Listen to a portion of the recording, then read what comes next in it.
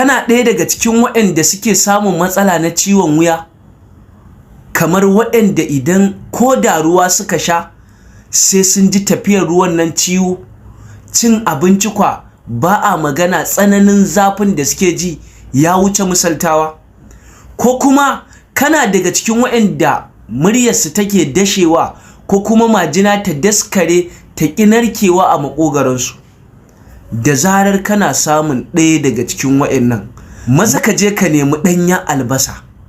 da ɗanyar jinja da ɗanyar tafarnuwa, ka haɗe su, ka jajjaga su ko kai blending ɗinsu da ruwa, ka tace, ka matsa ruwan, ka samu zuma, ka haɗa da wannan ruwan albasar, ka kwaɓa, ka rika ɗaukan cokali biyu kana sha da safe,